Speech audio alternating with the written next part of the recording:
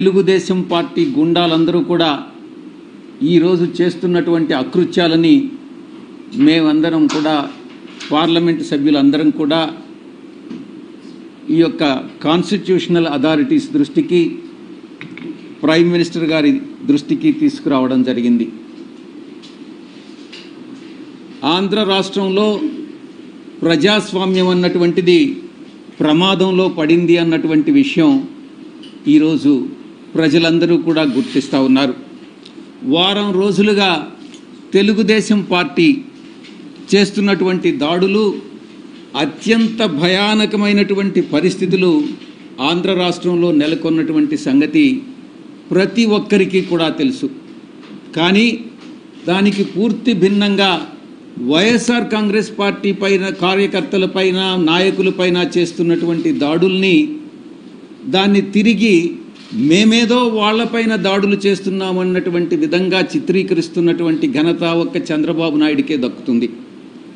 ఈ రకంగా వక్రీకరించేటటువంటి బుద్ధి ఒక్క చంద్రబాబు నాయుడికి, ఆయన పార్టీ నాయకులకు మాత్రమే ఉందన్నటువంటి విషయం అందరూ కూడా గమనిస్తూ ఉన్నారు. ఈరోజు చంద్రబాబు నాయుడు గారి పరిపాలన ఒక ఆటవిక పరిపాలన అన్నటువంటి విషయంగా మనం అభివర్ణించవచ్చు.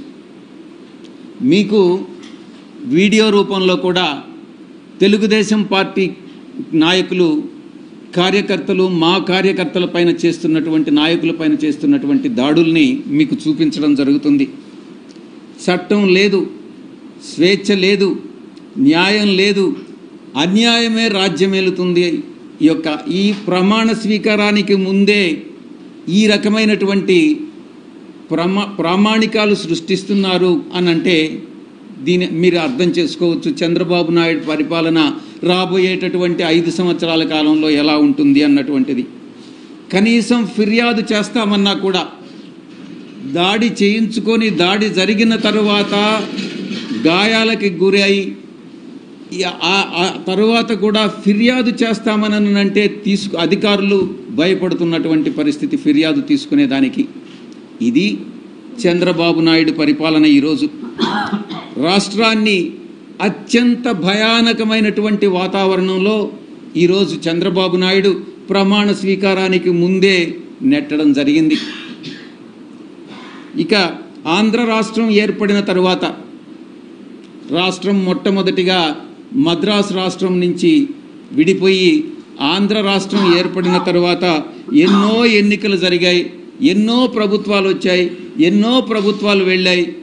కానీ ఈ విధంగా ఎన్నడూ లేని విధంగా ఎన్నికల తరువాత హింస చెలరేగడం అన్నటువంటిది ఈ యొక్క చంద్రబాబు నాయుడే నాంది పలికాడు అన్నటువంటి విషయాన్ని నేను మీకు తెలియజేస్తా ఉన్నా.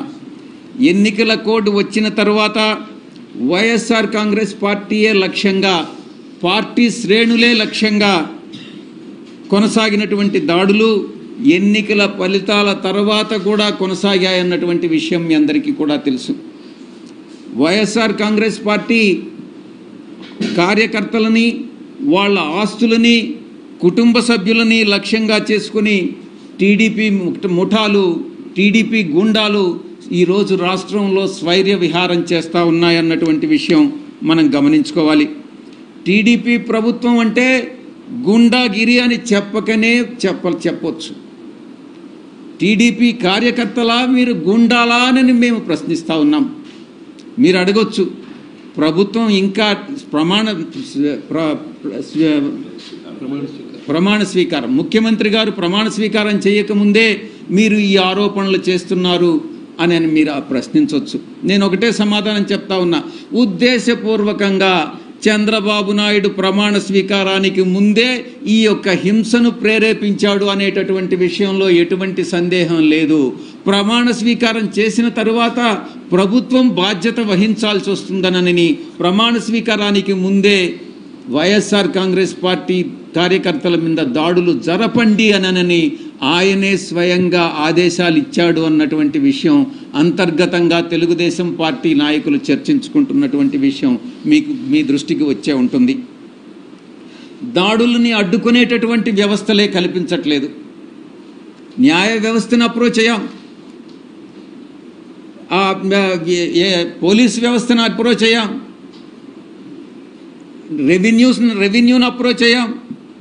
పోలీసు వ్యవస్థ నీరు గారిపోయింది, నిస్తేజంగా మారిపోయింది. వ్యవస్థ పని చేయకుండా మానేసింది. బాధితులు పడుతున్నటువంటి ఎవరైతే హింసకు గురయ్యారో, ఎవరైతే హింసకు లోనయ్యారో ఆ బాధితుల ఆక్రందనలు అన్నటువంటిది ఒక్కసారి చంద్రబాబు నాయుడు గాని ఆలకిస్తే, అదే ఆక్రందన తన కుటుంబ సభ్యులు చేస్తే ఎంత మనసు నొప్పిస్తుందో ఒక్కసారి చంద్రబాబు నాయుడు అర్థం చేసుకోవాలి అని నేను తెలియజేస్తా ఉన్నా. మన కుటుంబ సభ్యులు అదే రకమైనటువంటి బాధ అనుభవిస్తే మనం ఎలా ఫీల్ అవుతామో అదే ఇతరులు అనుభవించినప్పుడు కూడా ఒక నాయకుడిగా, ఒక రాష్ట్ర ముఖ్యమంత్రిగా మీరు కూడా అదే ఆవేదనతో ఆ యొక్క బాధలు తీర్చాల్సినటువంటి బాధ్యత ముఖ్యమంత్రిగా ఆయన మీద ఉంది అన్నటువంటి విషయంలో ఎటువంటి సందేహం లేదు. ఎన్నికల కోడ్ వచ్చిన తర్వాత, ఎన్నికల ఫలితాలు వెలువడిన తర్వాత 2 సందర్భాల్లో కూడా చంద్రబాబు నాయుడు, ఆయన కుమారుడు లోకేష్ ఇద్దరు కూడా ఈ రక్త చరిత్ర నేను అభివర్ణిస్తా ఉన్నాను. ఇది రక్త చరిత్ర, ఈ యొక్క చీకటి అధ్యాయంగా చరిత్రలో మిగిలిపోతుంది. 2024లో మొట్టమొదటిసారి చంద్రబాబు నాయుడు, నేను అనుకుంటాను 1999లో అధికారంలోకి వచ్చాడు. అది బీజేపీ పార్టీ వల్లనే. ఆ తర్వాత 2014లో అధికారంలోకి వచ్చాడు. అది బీజేపీ సహకారం వల్లనే.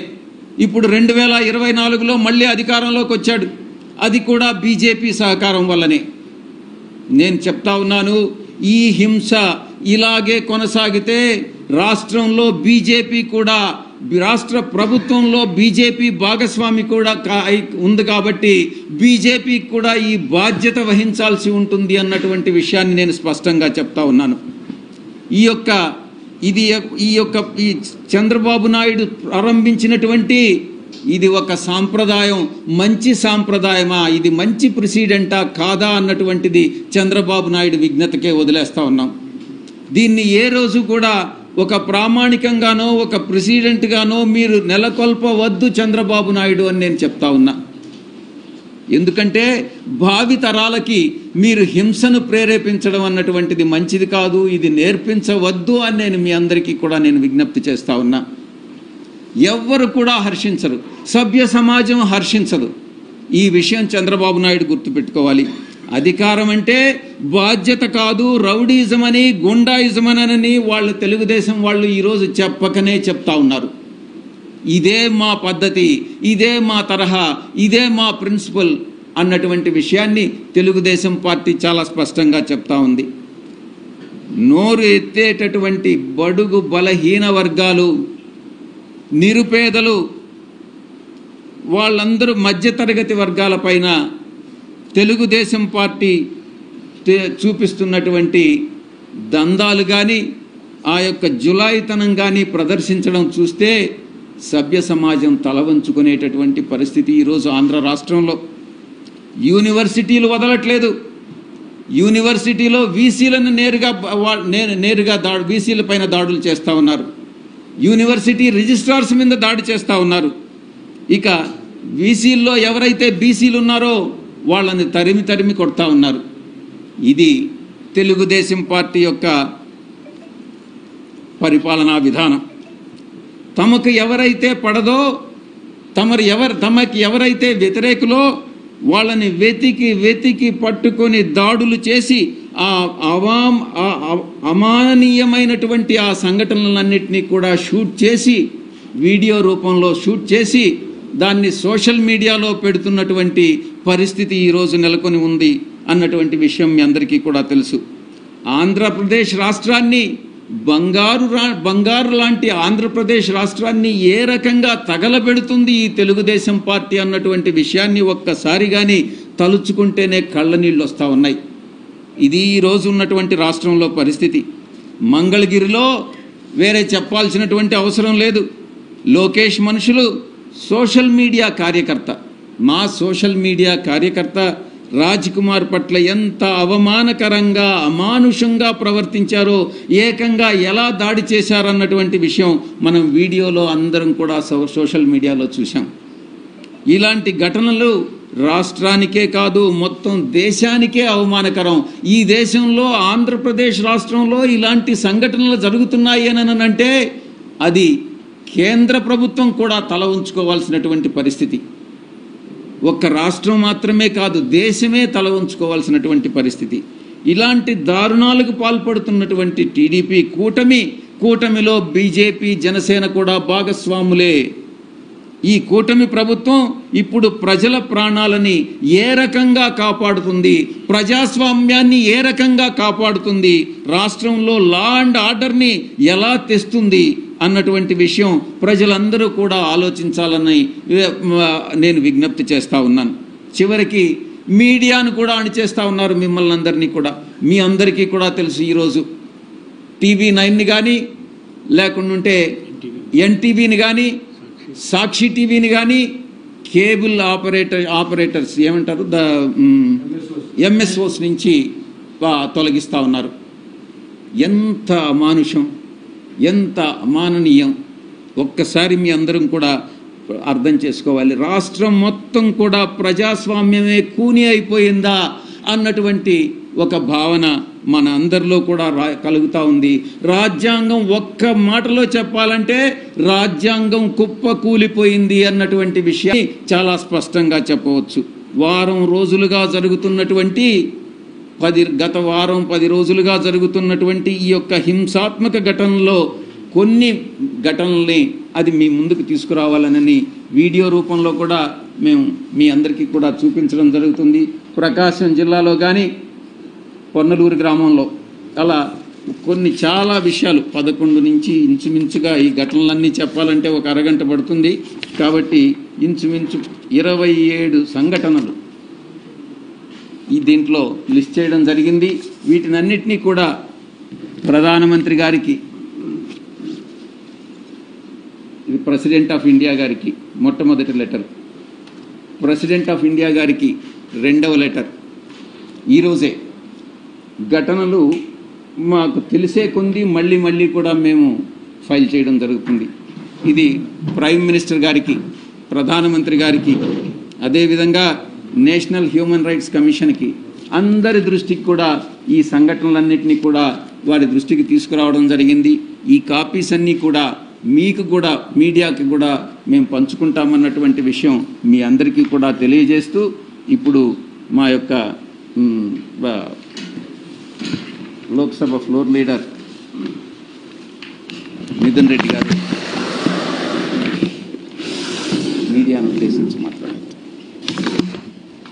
అందరికి కూడా నమస్కారము.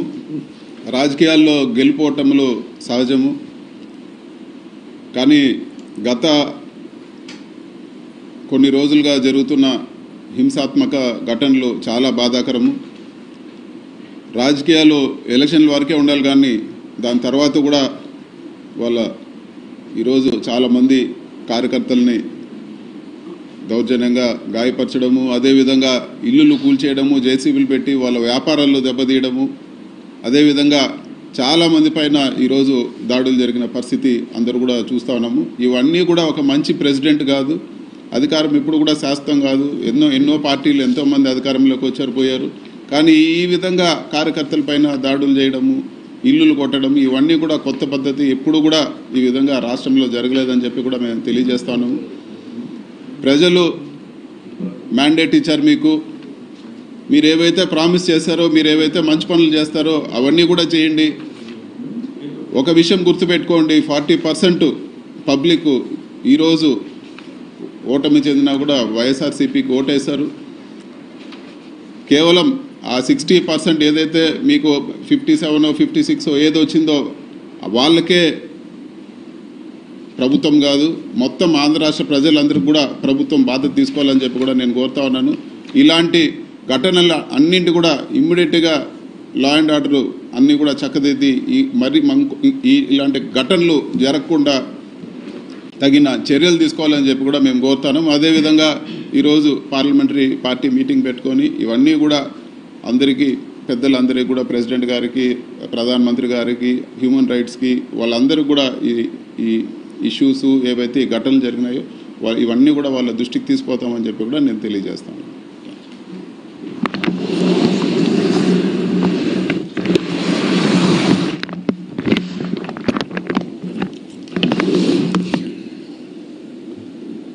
ఆంధ్రప్రదేశ్ రాష్ట్రంలో ఎలక్షన్స్ అయిపోయినాక కౌంటింగ్ రోజు నుంచి 4వ తారీఖు సాయంకాలం నుంచి ఈ రోజు వరకు గత వారం రోజుల నుంచి రాక్షస పాలన కనిపించే విధంగా రాష్ట్రంలో పరిస్థితులు ఉన్నాయి. ఎందుకంటే లోగడ 2014 నుంచి 19 వరకు అధికారంలో ఉన్నప్పుడు ఇదే విధంగా పాలన సాగించారు చంద్రబాబు నాయుడు గారు ఆధ్వర్యంలో. అప్పుడు ఎన్డీఏ 3 పార్టీలు ఆ రోజు పాలన కొనసాగించారు. ఇప్పుడు మళ్ళా అధికారంలోకి వచ్చిన వారం రోజులకే, అంటే ప్రమాణ స్వీకారానికి ముందే ఒక ప్లాన్తో రాష్ట్ర వ్యాప్తంగా వైఎస్ఆర్ కాంగ్రెస్ పార్టీ కార్యకర్తలపై, నాయకులపై, వైఎస్ఆర్ కాంగ్రెస్ పార్టీ నాయకుల ఆస్తులపై దాడులు చేయటం దారుణంగా పరిస్థితులు ఉన్నాయి. మరి కొన్ని జిల్లాల్లో అయితే పోలీసుల సమక్షంలోనే కార్యకర్తలు, నాయకులపై దాడులు చేస్తుంటే కూడా పోలీసులు కేవలం సోద్యం చూస్తున్నట్టున్న పరిస్థితులు కూడా కొన్ని ఉన్నాయి. అవి కూడా మీకు క్లిప్పింగ్స్ అన్నీ కూడా మీకు ఇస్తాం.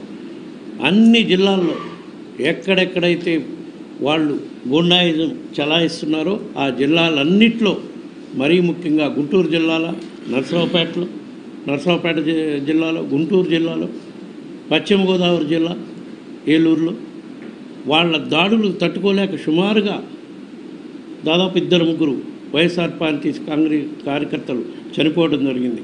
దాడులు తట్టుకోలేక సూసైడ్ చేసుకోవడం కానివ్వండి, వాళ్ళ దాడుల వల్ల కానివ్వండి.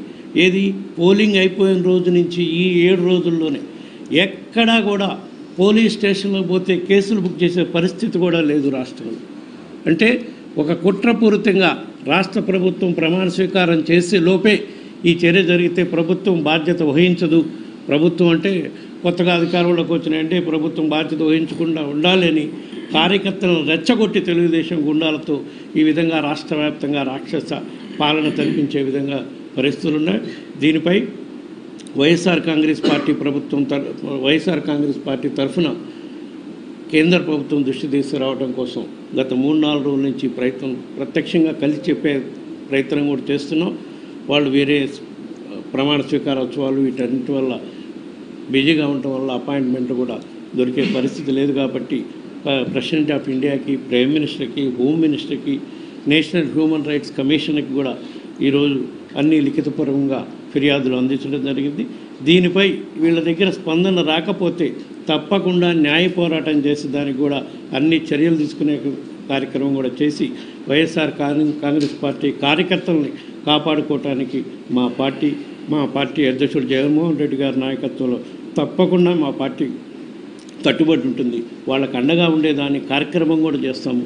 రాబోయే రోజుల్లో ఎక్కడెక్కడైతే వైఎస్ఆర్ కాంగ్రెస్ పార్టీ నాయకులు, కార్యకర్తలపై దాడులు జరిగినాయో వాళ్ళందరినీ కూడా మా నాయకత్వం తరఫున పరామర్శించి వాళ్ళకి అండగా ఉండేదానికి భరోసా ఇచ్చే కార్యక్రమం కూడా చేస్తామని ఈ సందర్భంగా తెలియజేసుకుంటూ, ఇప్పుడు రాష్ట్రంలో మళ్ళీ కొత్తగా ఏర్పడుతున్న ఎన్డీఏ ప్రభుత్వంలో బీజేపీ కూడా భాగస్వామ్యంగా ఉంది కాబట్టి ఇప్పుడు జరిగిన దాడులన్నిటికి కూడా వాళ్ళు కూడా బాధ్యత వహించే పరిస్థితి ఉంటుంది. కాబట్టి కేంద్ర ప్రభుత్వం తక్షణమే స్పందించి రాష్ట్రంలో శాంతి భద్రతను నెలకొల్పేదానికి, లా అండ్ ఆర్డర్ కంట్రోల్లో ఉండే విధంగా చర్యలు తీసుకోవాలని చెప్పి ఈ సందర్భంగా విజ్ఞప్తి చేస్తున్నాం.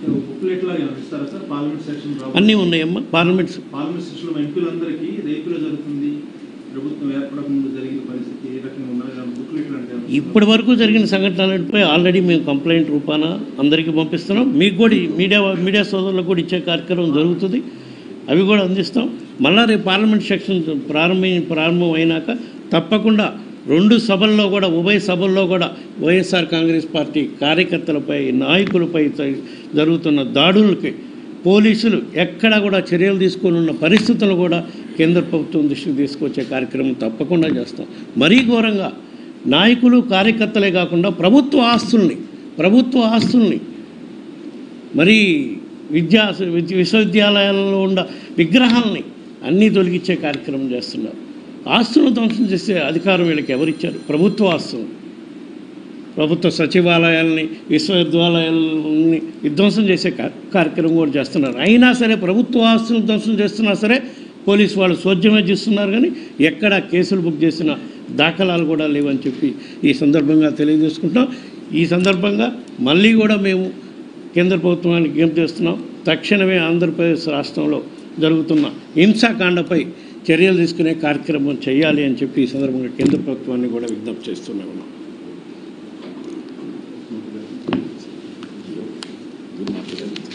బాబు గారు మాట్లాడండి. బాబు గారు Not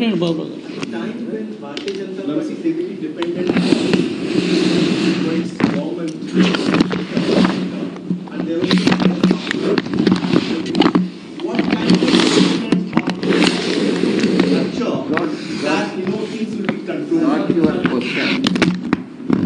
See, how many MPs TDP has got today? 16 MPs. And whereas, what is our strength, YSRCP strength in Andhra Pradesh Parliament MPs? It is 15. So there is only difference of one MP. We have 11 in Rajya Sabha, 4 in Lok Sabha, and they have 16 in Lok Sabha, TDP. BJP, even though it is part of NDA, TDP, even though it is part of NDA, and BJP is completely relying on Telugu Desam Party, still in Rajya Sabha, please remember that BJP needs government, central government needs our support to pass the bills in Rajya Sabha. So they are totally dependent on TDP as well as YSRCP. There is no doubt in that. Numerically, we are also equally strong. We are as strong as Telugudesam Party, even though we have lost power in state of Andhra Pradesh. Sir, one question. Mike.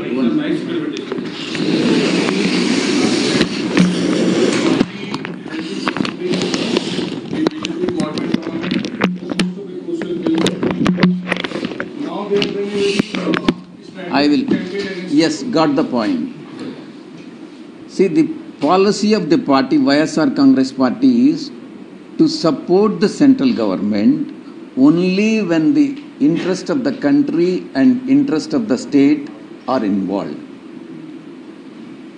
Wherever the state, whenever and wherever the state is going to be benefited, and wherever it is in the interest of the country, any bill or any issue is to be supported, and issue-based support would be extended to the central government for the smooth governance. Don't consider this as a support to the BJP or any other political party. It is a YSRCP is a patriotic party, and we have interest in state and interest in the country, and interest of the country is to be protected, and also interest of the state Visavi. Will you continue supporting the BJP? You are asking the same question in a different manner. I have answered his question. It is only a question slightly different. I'll ask you in different manner this question only. But would you be more comfortable with India Alliance or NDA Alliance? See, it is only the interest of the state and interest of the country. It is not the BJP or Congress Party or India or NDA. What we want is, we need to protect it is obligatory on the part of YSRCP, and there is a constitutional obligation on the part of YSRCP as a political party to protect the interest of the state and also interest of the country and interest of the people of this country and people of the state. Therefore, any issue which has got a bearing on the interest of the people of the country or interest of the people of the state would be supported by YSR Congress Party. Sir, one broader question. How do you see the Lok Sabha voting in which we are seeing the NDA tally going down and the India tally going up? So how do you reflect on that? See, it's a people's verdict. You have to accept. all political parties have to accept the verdict of the people. So people have given so many numbers to BJP and so many numbers to Congress party, NDA or India Alliance, INDA. I don't call it as India, but INDA Alliance party. But have you contemplated on the reason why you lost so heavily? We are reviewing. We are in the process of reviewing the reasons for the debacle of our party in our state, and we will thoroughly conduct a review in each and every constituency. And our party president is on the job along with our leaders, and we'll get back to you as soon as the review is over. Sir, NDA government has found and portfolios has been allocated also, but the Lok Sabha speaker's selection is yet to be announced. What's your thoughts that TDP should come forward for the speakers? I know you are different party, but the speaker's selection is most important. What's your thought why such? See what role we have. The NDA has got total majority. Speaker will be elected by simple majority. So whether we will not have any say in this regard. So whoever is the candidate selected by BJP or NDA alliance would be chosen as Speaker of the Lok Sabha. We will not have any role in that. Vijay sir, everyone, Nikla Hindri from the Indian Express. I have a question basically about the unconditional support which the TDP has extended to the NDA. Is your support conditional or unconditional? You said that you have interest of the country and the people in mind, but No, whether you take it as conditional or unconditional, it is only the I don't know what difference it makes. It's not our interest is to protect our objective is to protect the interest of the state, protect the interest of the people of the state, protect the interest of the people of the country. And whichever bill that comes into the parliament, whichever bill that is introduced in the parliament and government would like to pass it, if it is in accordance with the constitution and also in order to protect the interest of the people of this country and the state, then it would be supported by YSR Congress Party. Otherwise, we will not extend the support. It is not the support to the particular political party or political affiliation. It is the obligation of YSR Congress Party is to protect the interest of the country, people of the country, and protect the interest of the people of Andhra Pradesh. ఇండియాలో చేరడం పైన చంద్రబాబు నాయుడు ఎలాంటి conditions ప్రత్యేక హోదా కానీ విభజన హామీల పైన మాట్లాడినట్టు ఎక్కడ రాలేదు దానిపైన. చంద్రబాబు నాయుడు చేరని పార్టీ ఏదో చెప్పు నాకు ఫస్ట్. చంద్రబాబు నాయుడు జతగట్టనటువంటి పార్టీ ఏదో చెప్పు. ఒక్క వైఎస్ఆర్ కాంగ్రెస్ పార్టీతోనే జతగట్ల. ప్రతి రాజకీయ పార్టీతో, అది గతంలో కాంగ్రెస్ పార్టీ, గతంలో ఎన్డీఏ బీజేపీతోనూ, గతంలో కమ్యూనిస్ట్ పార్టీలతోనూ, గతంలో టీఆర్ఎస్తోనూ, ప్రతి రాజకీయ పార్టీతో జతగట్టినటువంటి మహానాయకుడు చంద్రబాబు నాయుడు. బహుశా దేశంలో మరే ఇతర నాయకుడు కూడా ఇన్నిసార్లు జతగట్టడం అన్నటువంటిది చేయలేదేమో. There was a lot of political violence during the elections, and the Election Commission had also taken a strong of violent incidents in the state. The BJP was also called. So many violence has reported during the election. Even after the election. Even that's what we have been telling. During the elections, there are some incidents about 3-4 places. There were some major incidents. After the election, post-election, it is more disaster. Entire state. During the polling, before polling, it was only in 2 districts, Anantapur and Narsaraopet, Palna district. Now in all the districts, it is government-sponsored violence now. That is the reason we are all here, to bring to the notice of President of India and Prime Minister and Home Minister. The government is sponsored. That means Telugu government has come to power, no? Though before they take the oath itself, they started doing this. Once they took the oath, again they have to take the responsibility, no? That is the reason before taking the oath itself, they have encouraged their cadre to do this type of activities. What have you mentioned in the letter to the president? That's what all incident took place. We'll give you. Wherever our party workers have been suffered due to violence, and some of the cases they have lost their lives also in 3-4 incidents.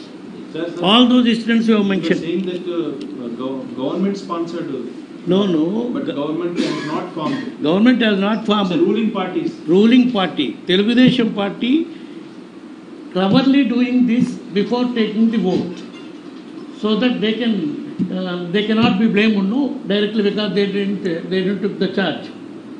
To give that impression, they are doing this. They have encouraged their cadre to do like this. కేంద్ర ప్రభుత్వాన్ని జోక్యం చేసుకోవాలనుకుంటున్నారు. తప్పకుండా, because కేంద్ర ప్రభుత్వంలో ఉండేది BJP, అక్కడ కూడా NDA, Telugu Desam, BJP and Janasena, 3 parties are they aligned there. If they are not taking action, that blame will come on them also. Pardon? will come on them. They are not bothered about it. That's what we are bringing to their notice through you, and directly also lodged complaint to them. They are available here. We thought of meeting them also. Unfortunately, they are all busy with oath-taking ceremonies and other functions. So some of the crucial items on BJP's agenda this time has been like one nation, one election, UCC. So where does the party stand on these 2 issues? See, our party president has made it very clear in many of the during the election campaigning. Our party stand as to UCC. So we will adhere to the stand that has been taken by our party president. It has been amply made clear. So there is nothing new in that. Of course, you have been doing that from last 10 years. No? From 2014 also, you have been, though you are not in power, when you are in opposition also, you are extending our support only on issue-basis issues. Even during our power 2019 to now 24, you have been extending only on issue-based issues. You have not either aligned to India or either aligned to Congress party or some other party. That is our practice. We will continue to do that now. While campaigning in Nellore, our party president has made amply clear that the UCC would not be supported by YSR Congress party. One nation, one election. One nation, one election. On that, we will take a clarification on that. Thank you. Okay. Keeping service, sir, Amma? We will show you some of the clippings also. Some of the clippings where Yeah, violence took please. place and they have not taken any action. Some of the incidents.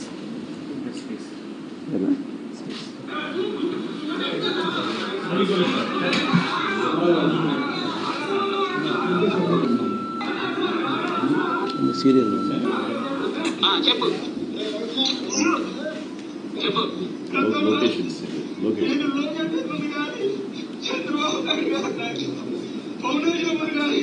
పార్టీలో ఉన్న వ్యక్తులు కానీ ఏమనంటే కేవలం తీరాలంటే మనస్ఫూర్తిగా చూపించవాలి మీ ఆవిడ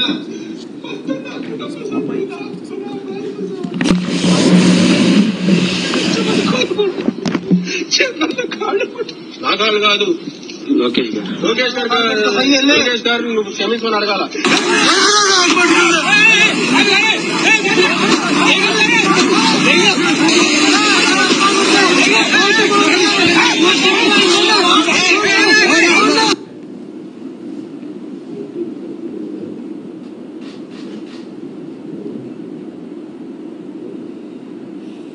Like this.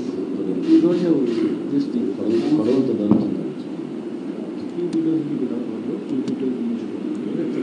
So, like this, 37 altogether, 37 incidents have been shot, and they are available with us. And out of so many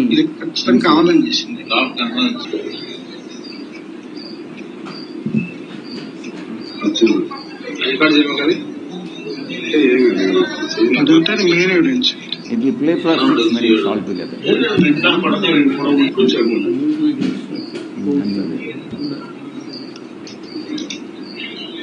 incidents that is మొత్తం మన దగ్గర రెండే రిపోర్ట్ చేసింది. చాలా జరిగినాయి ప్రతి ఒక్క నిమిషం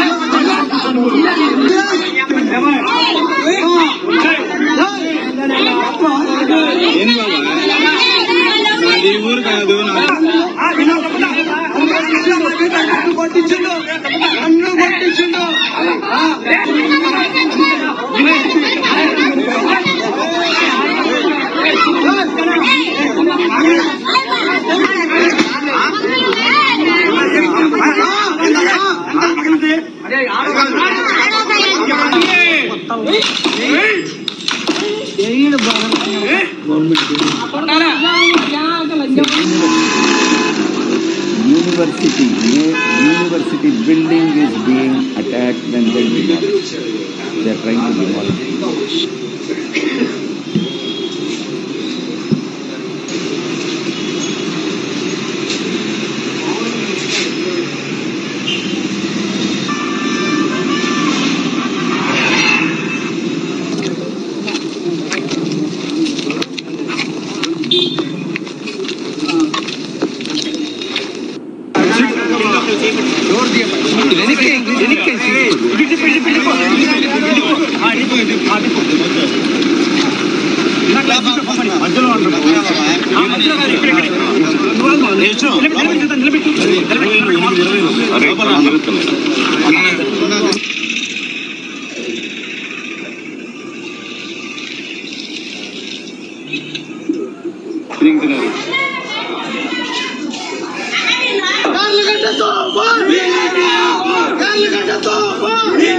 The police have become spectators.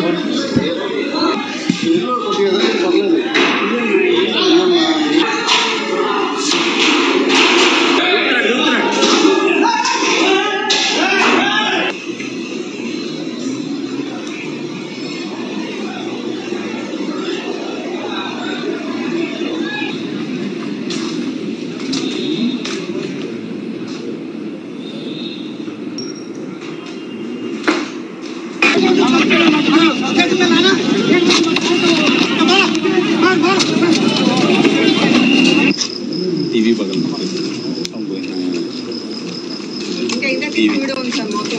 మొత్తం ధ్వంసం చేశారు షాపుని, టీవీ గీవీ లోపల మొత్తం టైలరింగ్ షాప్ పాపం.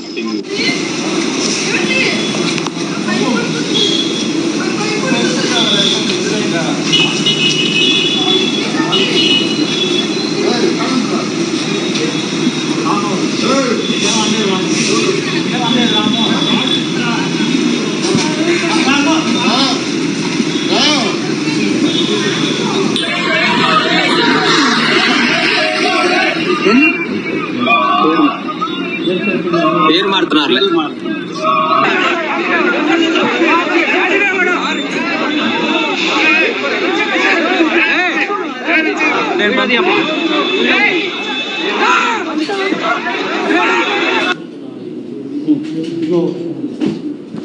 Thank you.